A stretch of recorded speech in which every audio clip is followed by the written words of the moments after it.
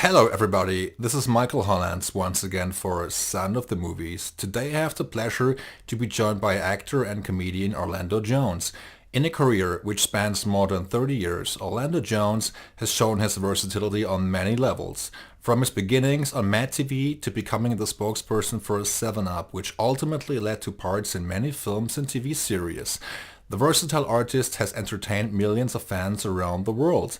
Apart from writing sketches and doing stand-up comedy, Orlando Jones has starred in many films such as Sour Grapes, Magnolia, Bedazzled, Evolution, The Time Machine, The Book of Love, and many more.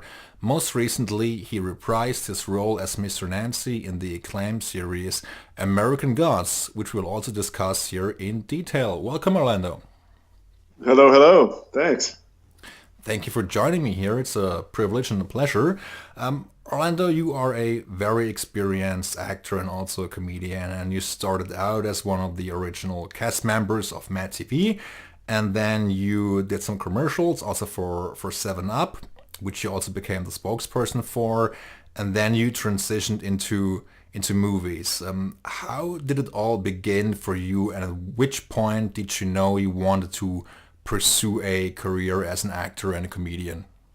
My first job was owning an advertising agency, which I've owned for over 25 years. That's how I started in the business. I began as a writer producer of television shows, so I wrote and produced a couple hundred television shows before I was in front of the camera. But for me, performance starts in the theater. That's where I began. So I went from the theater to my advertising and writing business, and stand-up wasn't something that I did until the last 7 or 10 years of my career. So I don't think there was an epiphany of any kind. I just think it was more that I've been telling stories in the performance and in the writing realm for a long time, and there are various different mediums that people use to tell stories.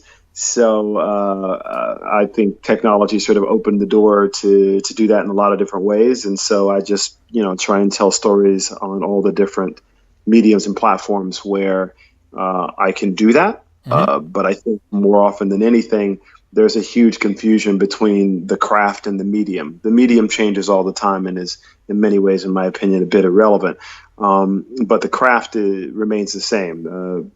My example of that is that, Eric Clapton has sold, records and 8-track tapes and cassettes and CDs and digital downloads, but his craft of playing the guitar and telling stories in song remains the same. So Yeah.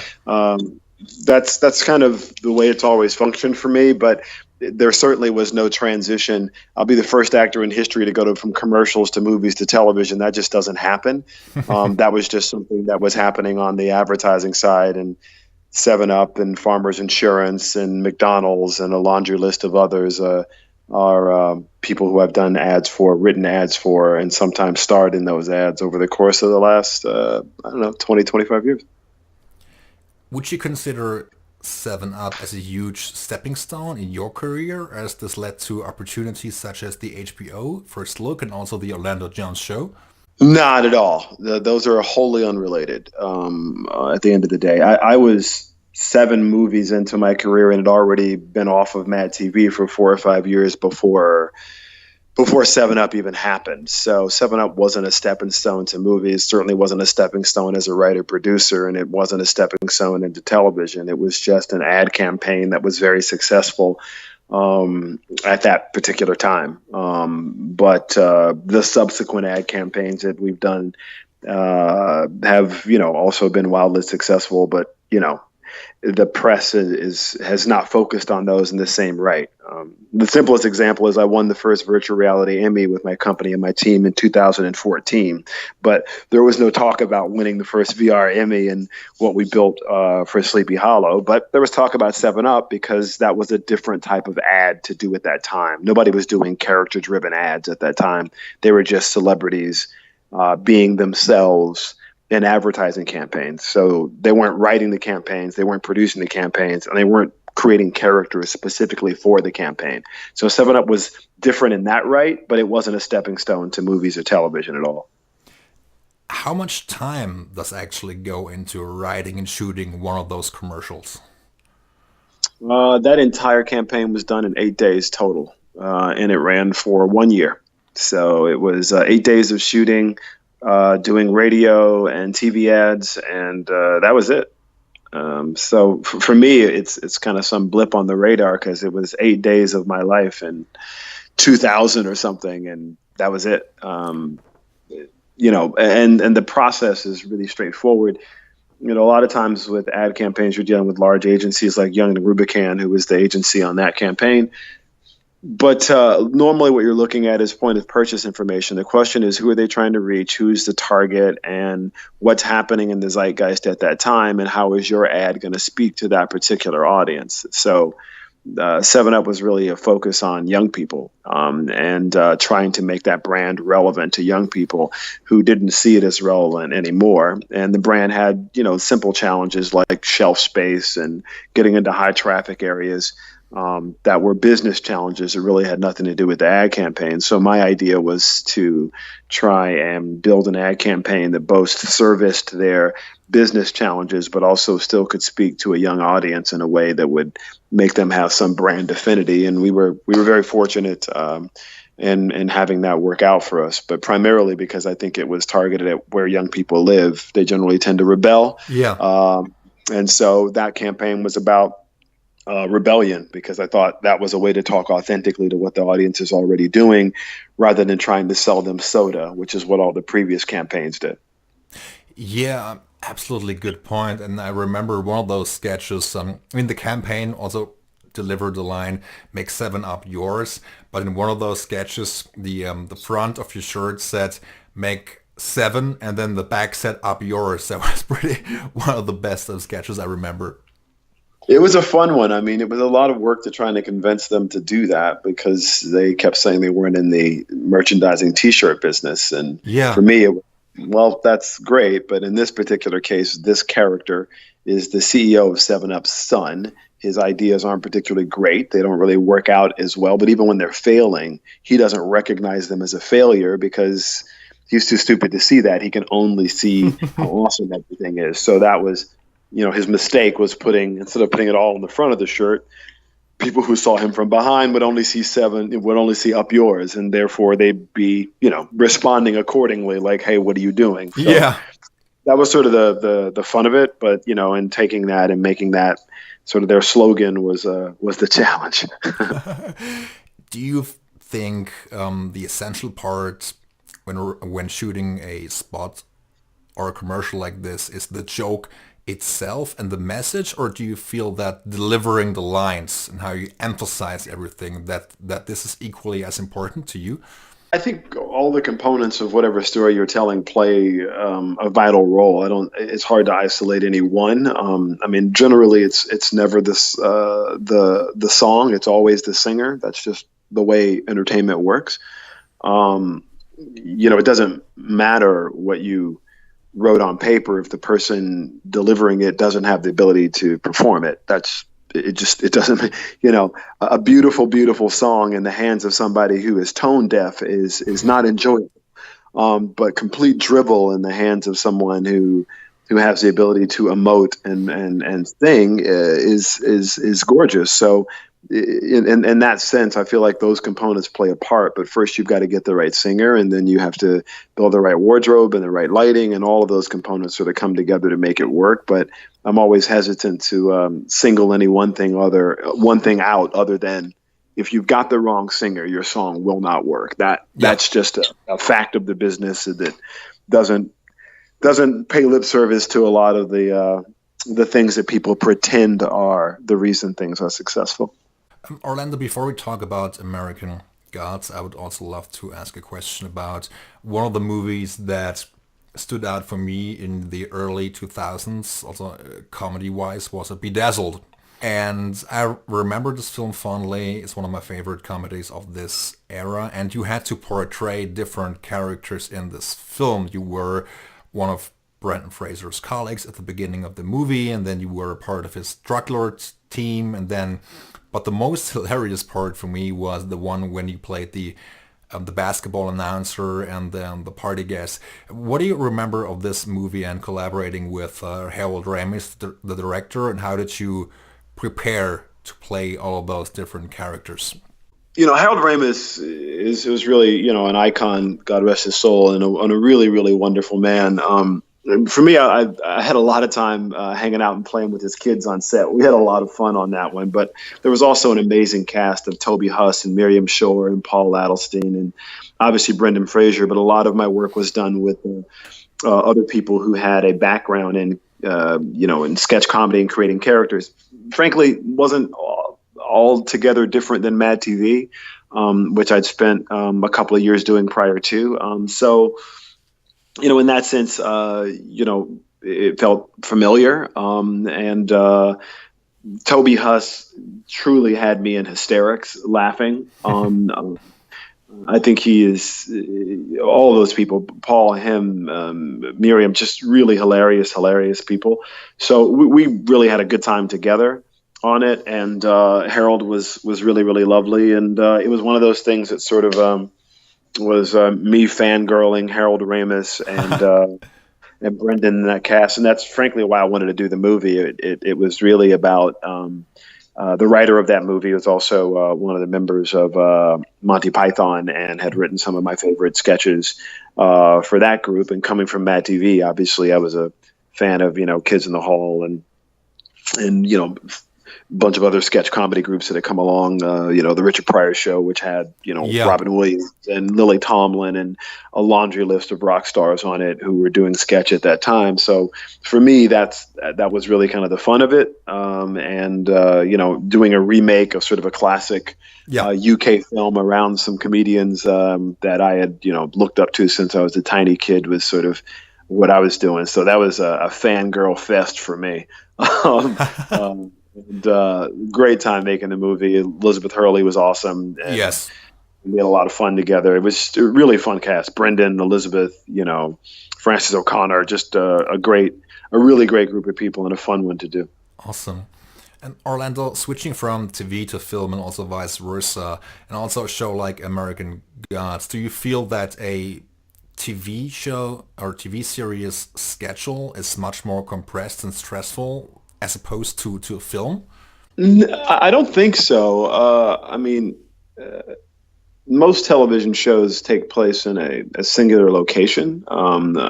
That's kind of how 1 hour has been done for a long time. Grey's Anatomy is in a hospital, Law and Order is in a courtroom, and then on the street. So TV shows tend to be a bit more compressed. To define American Gods as a television show is a bit humorous to me in the sense that it's wildly expensive to produce, and it has no real standing sets. And it has no time period that it stays in. So to produce a show with that size, scope, and scale is both lengthy and difficult, and it takes a lot of time. And if you get into larger budget films, which is where I spent a bulk of my career, they're just not done quickly. It's not possible to do all of those things quickly. If you're talking about regular TV, then yeah, certainly. Back when I was writing on A Different World and Rock Live and the Sinbad Show and shows like that, then sure, it's easy to get your episodes done in 30 to 40 weeks, and then people have 2 months off. But American Gods is just just like Game of Thrones and Westworld and Altered Carbon and all those shows that are sort of in excess of $10 million an episode. We make movies every week. We do 8 of them, and with a high degree of difficulty and a lot of visual effects challenges. So time consuming, difficult to do, but definitely fun. And I'm a huge fan of the property and of Neil Gaiman, so I'm having a ball doing it. Great. And the second season of American Gods just started airing on March 10th, if I'm not mistaken. And you are, of course, back as Mr. Nancy.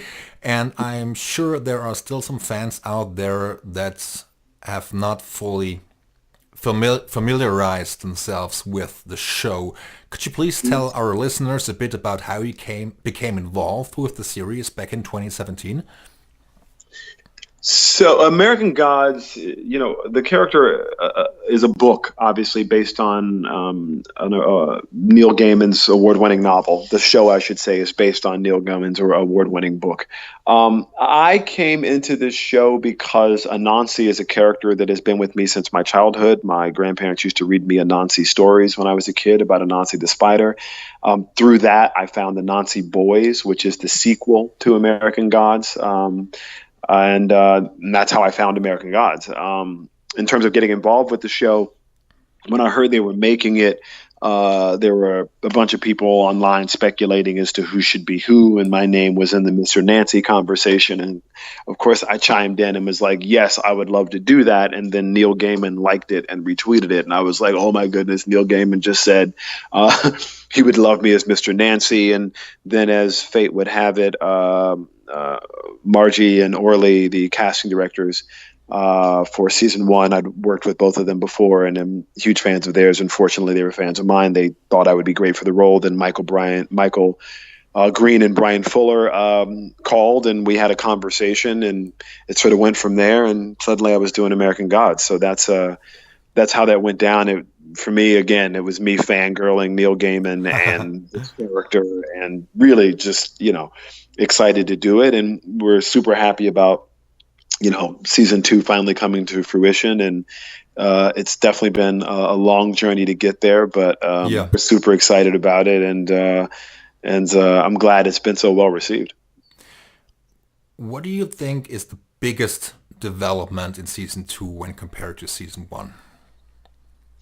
I think season 1 was really just about setting up the world of American Gods. If you don't know what it's about, it's easy to get confused by the title alone. And the truth is, the book is a road show, and you're on the road is the bulk of it. And you're really looking at America through the eyes of an immigrant. Neil Gaiman is a British citizen and came to the U.S. and didn't spend his time just in New York and L.A. and San Francisco. He spent his time really traveling in the Midwest and the South and the Southeast.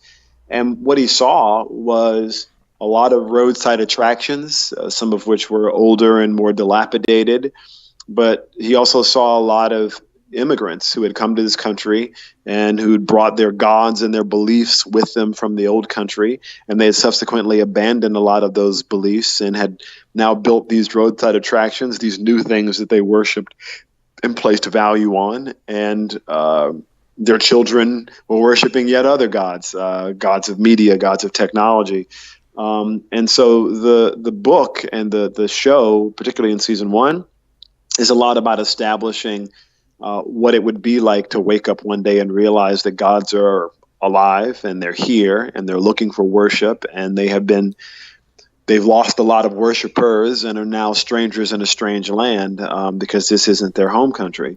In season 2, rather than talking about a lot of the themes of the show, it's really more about seeing the characters in action and not so much about the themes themselves. So when we look at the female characters, which are far more pronounced in the show than they are in the book, rather than having Bilquis, as she was in season 1, really be looking for worship and be a god that's lost, in season 2, she's demanding her seat at the table in the impending war that's going on. So to activate the characters, I think in season 2 is really the key, to begin to see the machinations of what's happening in war, who's on whose side, who is back channeling this way, that way. And most importantly, Shadow is still figuring out what's going on. He's literally only been out of jail for 2 weeks. Yeah. And season 2 starts 20 minutes after season 1 ended. So for us, it was very much about allowing fans who really watched season 1 to now enter season 2 and go, oh, wow, I can totally see what's going on, and I can now follow this plot rather than setting up the Coming to America stories and all of the things that we felt compelled to try and set up around the book in season 1. In one of the episodes also of the first season, you gave this great monologue, and you basically instigated this mutiny. And the monologue was about slavery and all the different aspects of it. Does season 2 feature an equally as powerful and edgy monologue as the first one did? Yeah, a few. Yeah, I think so. I mean, for me, it's funny. I so don't see it as a monologue because I think there's a beautiful, beautiful performance by Confidence, the gentleman who plays the slave in the Middle Passage who prays to Anansi. And for me, it's difficult I can't separate the scene in my mind because I think what's so powerful about that scene is the impassioned prayer he makes before Anansi shows up. But I also think what's key about that particular scene is that he's not talking to the audience. He's talking to 50 people or more, 150 people who are shackled in a ship awaiting a fate that they don't know what it is. Correct, and yeah. they are, and because of that, they're afraid of that unknown, and they are not predisposed to want to listen to anything. So he has to find a way to both communicate with them, capture their attention, but also get them to understand that their children, their children's children, nothing is going to improve for them from these conditions that they find themselves in. And in that sense, it showcases one of the many ways that the show is so topical, in that here's a book that was written 17 years ago that still has characters and is talking about issues that we address today.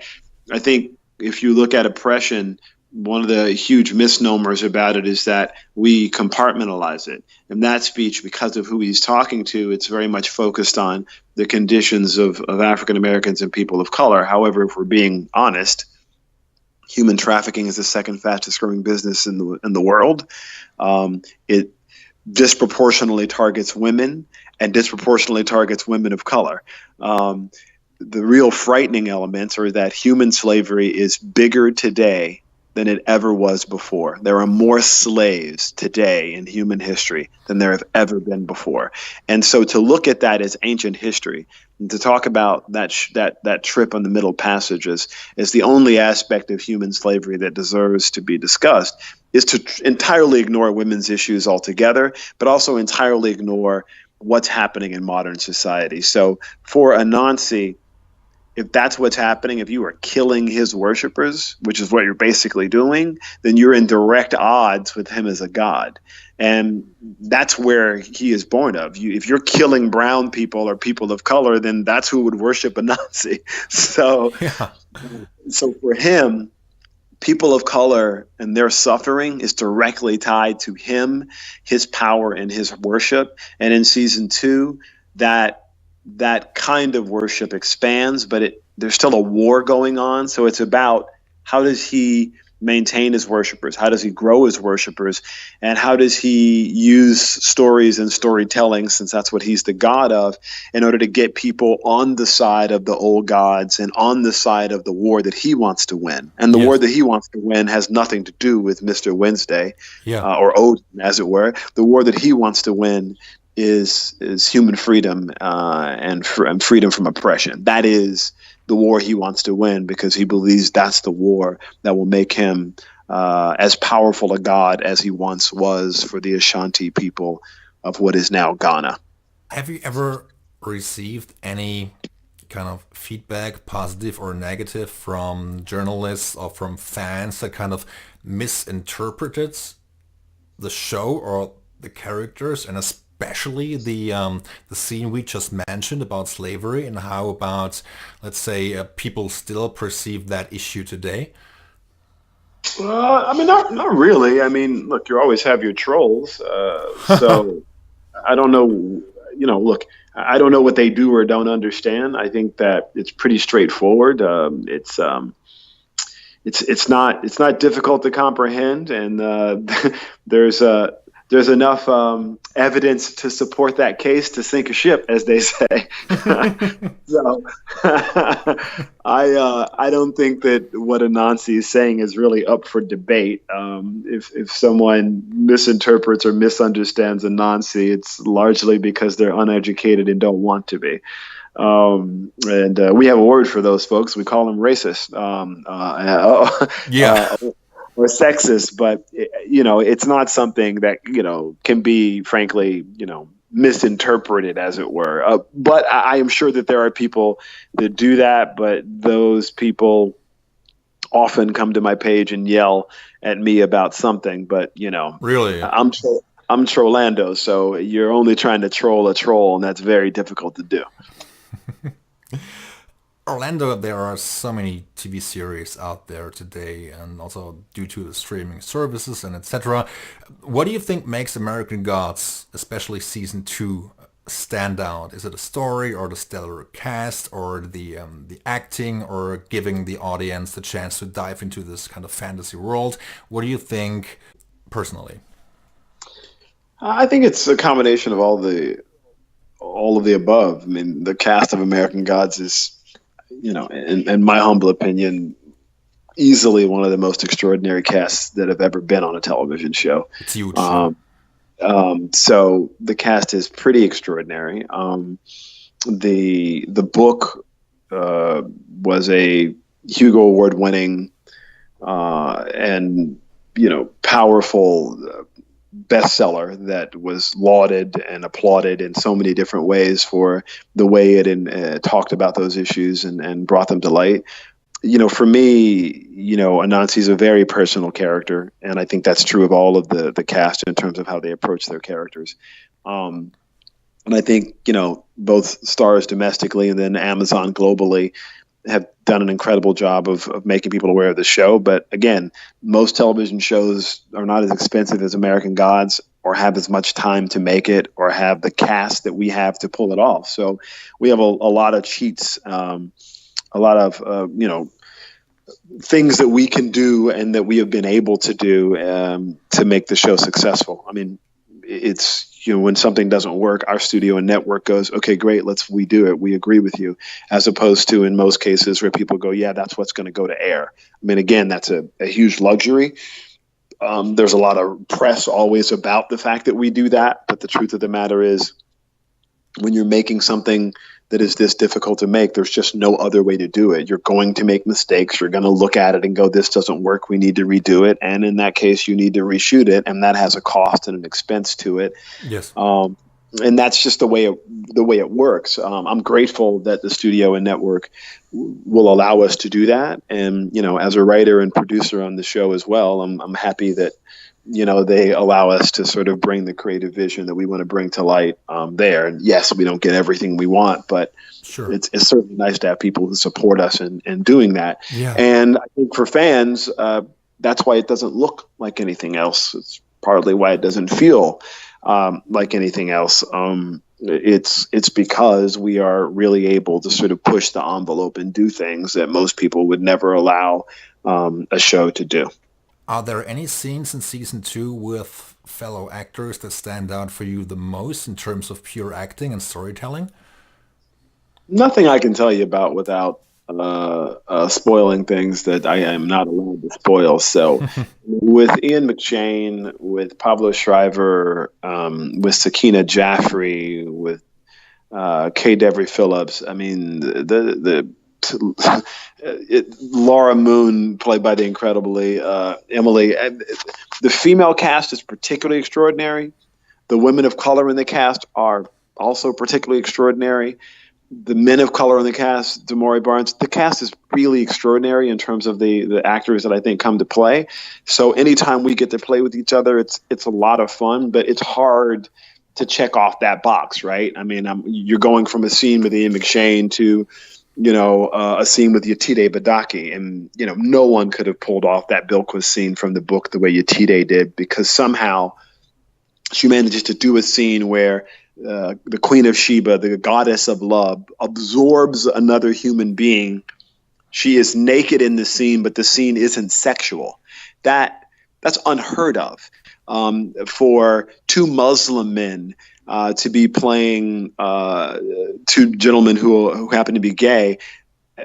But again, that scene is not about sex. That scene is about their love, their passion, their connection. So to do things like that in premium pay television is very difficult and very tricky, because premium pay prior to this has just been a lot of, breast and beheadings, like on one of my favorite shows, Game of Thrones, which I love to joke has the perfect, breast to beheadings ratio. But there's no beauty. There's not any love in those sex scenes. Those sex scenes are often about power. Yeah. They're not about examining love of human beings in a way that talks to all of us, not just, those who are cis, but those who are trans, and all of the little intricacies in between of how humans display and show love and passion for one another.